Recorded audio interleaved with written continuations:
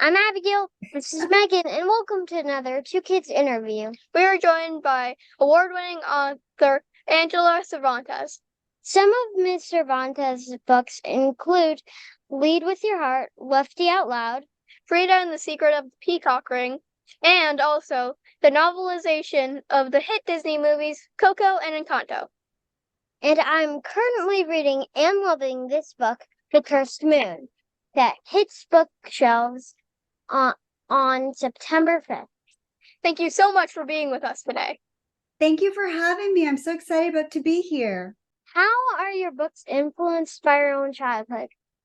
Gosh, so much. Everything from my childhood I've been using for all of my books. When I was a little girl, I had a mom that worked at a restaurant, a Mexican restaurant. And so she used to always bring in like when she would walk home from work, she'd always find stray cats and stray dogs, and she would always bring them home to us. We always had like stray dogs and cats in our house, taking care of them. And so those books definitely influenced Gabby, Lost and Found, Allie, First at Last, and Letty Out Loud, which are all about, these kids who take care of animals who don't have forever families. And then growing up in a Mexican American community, I was really influenced by art and Frida Kahlo, which influenced me, Frida, and the Secret of the Peacock Ring. And now with this new book, The Cursed Moon. Wait. We are breaking into our own interview. Because Ms. Cervantes told us that there are extra special stories accompanied in this book, The Cursed Moon. But you need a special code. At the end of the interview, we'll let you know how to find it. When I was a kid, I was a lot like the main character, Raphael, in the sense that I used to love to tell scary stories to all my friends. And I loved it when I scared them so much that they were afraid to walk home at night, or they said they couldn't sleep, or they would come back the next day and tell me, you got to tell me the rest of that story. What happens? Like, that would just light up my whole life. Like, that's when I knew I wanted to be a children's author, because I just had so much fun telling scary stories and funny stories and stories about kids who take care of animals and things like that. In my opinion, that's the thing about horror. It's like so scary, but you just latch onto it. Yes. Like, it's enjoyable, but like it's like, oh my gosh. It's fun to be scared, right? Just a little bit. And the nice thing about books is that if it does scare you too much, you just shut the book. And the next day, if you feel a little braver, you open it back up and you just, you start where you stop. So that's the nice thing about books, is no one's shoving it at you or forcing you to read it. You can close it whenever you want to and reopen it when you're ready. I heard you get a lot of ideas for books when you're driving. Is that safe? That's hilarious. Yes.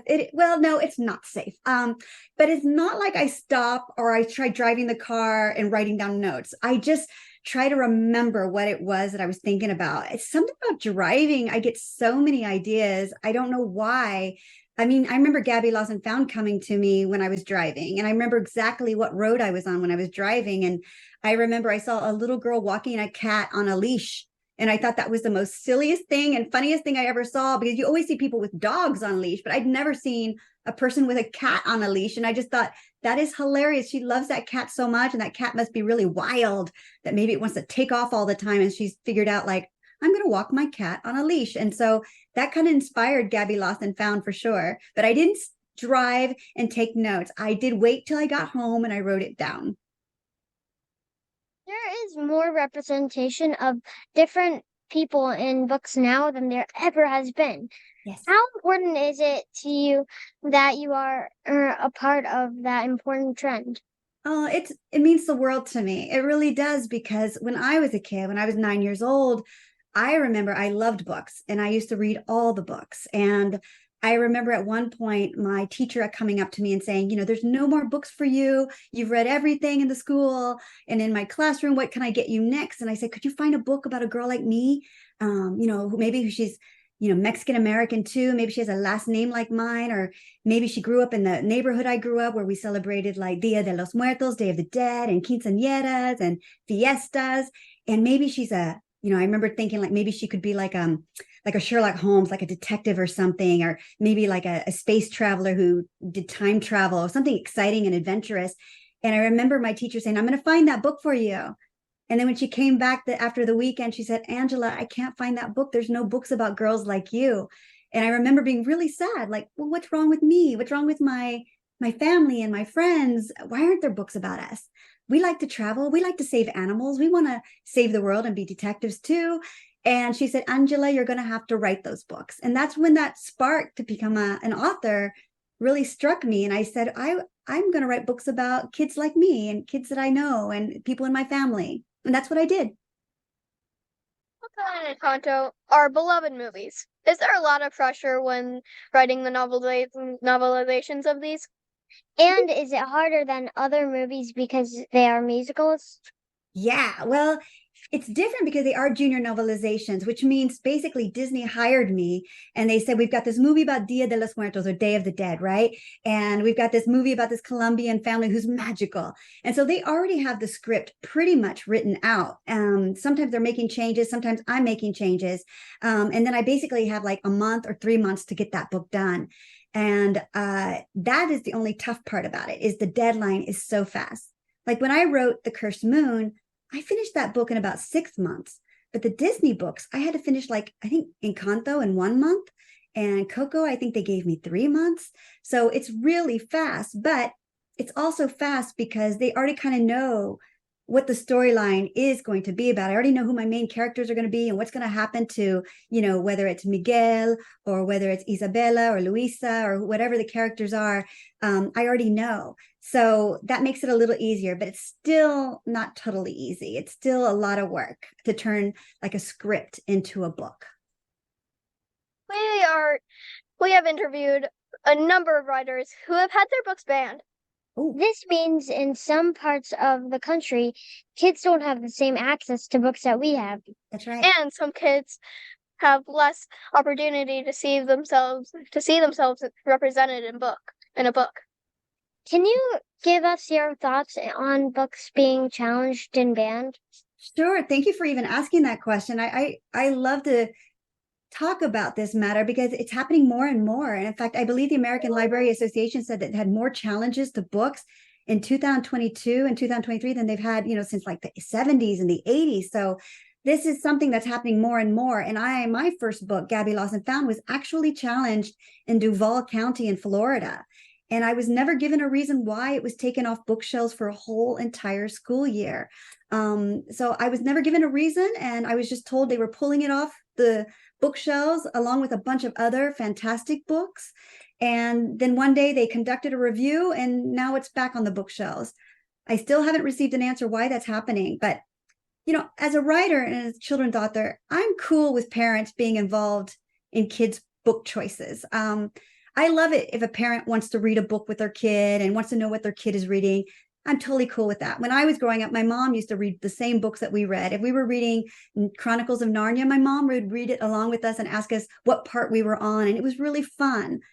What bothers me is when other people want to tell other families what books they can read with their kids.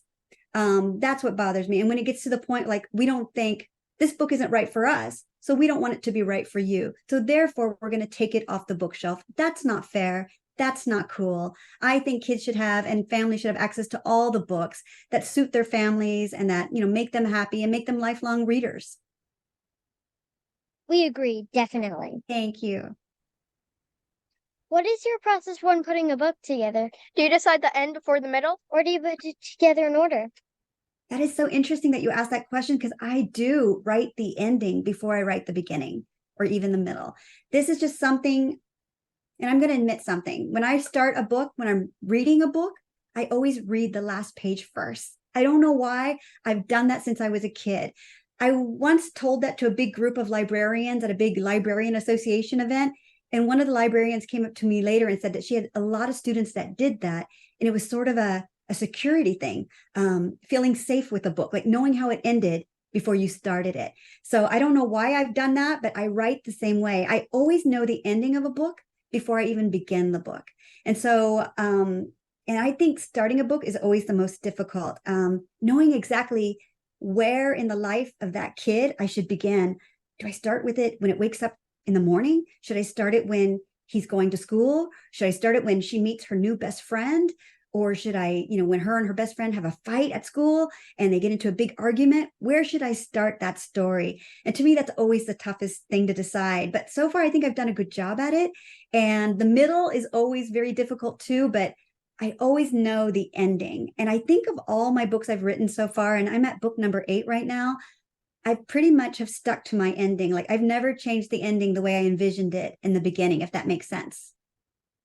Yeah, I did that one time just to wonder if there was a cliffhanger because I wanted to know if there was a cliffhanger. Yes, absolutely. Me too. I always just like to know, like, if there's going to be a cliffhanger, I'm going to have to read book number 2, or, is there a favorite character who's not there in the last page? And then I'm kind of prepared for it.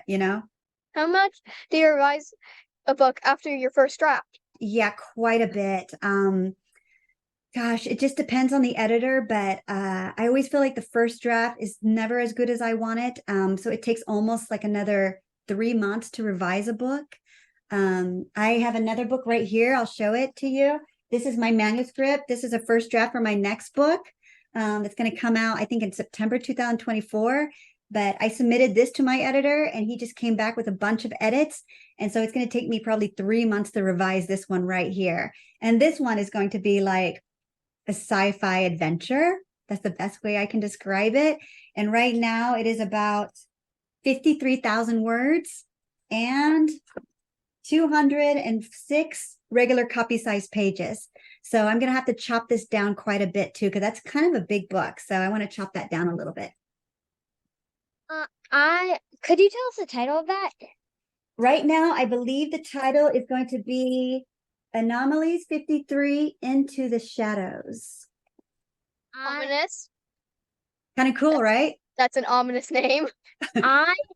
I love sci-fi, so I would definitely read that. Yeah, me too.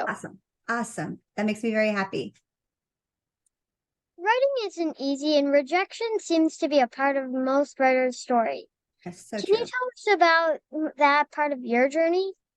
Yeah, so I was very lucky in my writing journey in the sense that when I started writing Gabby Lost and Found, I had met a literary agent at a writer's conference. And she actually encouraged me to write a manuscript. And that's what I did. I wrote Gabby Lost and Found. And then when I submitted it to her, she said, "Oh, I like it. I like your voice, but you need to change a lot of it and need to go back and fix some things." And so I did that. And then once we got it all ready to go out to all the big publishing houses, it was rejected about 20 times. My story about Gabby Lost and Found. But the feedback was very positive. Even though it was a rejection, there were still some nuggets of positivity in those rejections. Like they would say, "Oh, we like her style of writing, and we love the story about the animals at the shelter, but there's too many characters, or it's too long. It's 45,000 words. If she could just shorten it for us." And so that's still positive feedback. And as a writer, you're very lucky if you get that kind of feedback because some people never hear anything. They just hear rejection and they don't get any feedback. So the minute I heard that feedback, I started making changes to that manuscript. And then eventually Scholastic came through and said, "We love the changes you made and we want to publish the book." So I was very lucky that I didn't stop after a few rejections. We once met an author that took every rejection as a sign to keep going because someone might not wanted to publish that book or edit that book because that wasn't really their editing style or publishing style. Absolutely. There's so many reasons a publishing house has a reason for turning down your book. I was once told when I was doing Gabby Lost and Found that they already had a bunch of books about kids and dogs and cats and they didn't need any more, So that's one publishing house. Why not try another one that maybe doesn't have enough books about that? And not only that, but I once went to a writer's conference where there was a keynote speaker who told us, if you're not getting rejections, you're not doing your job. So now rejection is just part of the job. It hurts, but it's part of the job. And you have to be strong and you have to just be positive and get through it. What writer has had the most influence on you? Oh, this is a great question. And I wish I had a really succinct answer to it. So many. When I was growing up, I loved the Narnia Chronicles. So I love C.S. Lewis's writing. I also love Charlotte's Web by E.B. White. And his books are so good. I still love to read Charlotte's Web. as I got older, there were other authors that really touched my life and my writing kind of style changed, like Sandra Cisneros, who wrote The House on Mango Street. I don't know if you've read that one yet. If you haven't, maybe when you get to high school, you'll read it. I think it's pretty much, I think a lot of high schools will read that in high school or middle school. But I love that book, and it changed the way I wrote. And even as an adult, I keep reading more books, and I feel like now I have different authors that have influenced my life and my writing. What advice do you have for young people who want to write? Yeah. One is keep reading, because reading makes you a better writer. Always write, even if it's a recipe, even if it's a song lyric, even if it's a scary story or a romantic kissy story, whatever you like to write, write it, share it with people, because you can get good feedback from your friends or your parents or your teachers. And as a writer, we kind of have to really be open to feedback. You can't get defensive and hurt by it. You have to just accept it and learn from it. And I think that's really valuable, a valuable lesson to learn as a young student and a young writer. And the other thing is try for contests. There's always all these contests out there for young writers, and you can win money.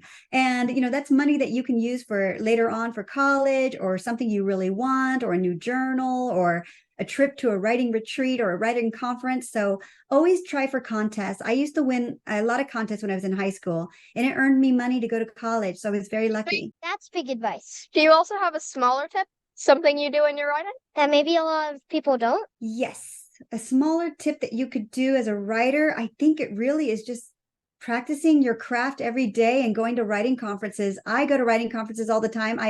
I'm a lifelong learner. I always feel like I learn from other authors and writers when they talk about their process and what works for them. So just always be open to learning something new. Finally, it's time for Turbo 10. 10 rapid fire questions. Are you ready? Yes. Okay. Number 1, what is your favorite phrase to use? Gosh, what I tell my husband all the time is like, get it done. So silly, but I say, get it done. Yes. Number 2, what is one subject you'd love to learn more about?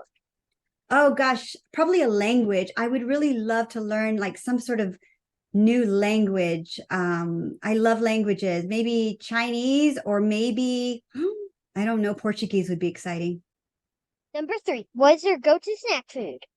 Oh my God, pretzels. I love me some pretzels. Any kind of pretzel, chocolate covered pretzel, salted pretzel, cheese pretzel. I love them all. Number 4, what was your favorite book growing up? Charlotte's Web, for sure, by E.B. White. Number 5, if you could teleport somewhere right now, where would you go? Oh gosh, I would go to Mexico on a beach somewhere. Number 6, if you could have one superpower, what would it be? I would love to have the power to it's between flying and like reading people's minds. I would love to read people's minds. I think that would be so cool, but I would like to be able to turn it off so I didn't have to always read people's minds all the time. Number 7, what was your favorite cartoon as a kid? Oh my gosh, I had so many favorite cartoons. I used to love all the Looney Tunes. I used to love oh my God, I love The Simpsons. I love probably Simpsons. That's probably my favorite cartoon. Number 8, what's your favorite rainy day activity? Oh, reading for sure. Drinking a cup of tea and reading on a rainy day is the best. Number 9, if you could have any 3 dinner guests, who would they be? Could they be alive or dead, or does it matter? No rules. No rules. No rules. Yes. Okay. I would definitely have dinner with Frida Kahlo. I would definitely have dinner with gosh, I feel like I should be thinking about this all the time. Frida Kahlo, because I think she'd be fascinating to sit down with and talk to her. Maybe her husband. I don't know, he might be a little too boring. But Frida Kahlo for sure. Definitely, I feel like there should be a rock star in this version of something. Oh, Mark Twain. I love him. He's one of my favorite authors. And then probably another author. Maybe E.B. White, who wrote Charlotte's Web. That'd be kind of cool. Number 10, what's the best piece of advice you were ever given? Oh my God, just to not to take life too seriously, just enjoy life and have fun with it. That's probably the best advice. And that was my mom, who'd always tell me, like, don't take things too seriously. You did wonderfully. Thank you so much for doing that. And thank you so much for spending this time with us. We can't wait to read your upcoming books. Thank you both very much. I love this interview, and I wish you the best at everything you do. I'll be the first to tell you. You're the first to know about this. I put secret bonus scary stories on my website. And you have to have a secret password. And if you look in page 107, you'll see a phrase there. And if you put it into the password on my website, you have to go to Cursed Moon, the book, and then you'll see something very interesting there. Click on it and it'll take you to a password page, and then you have to enter that password from page 107. And then maybe you'll get to see the spooky extra scary stories that I put in there. So It's in italics.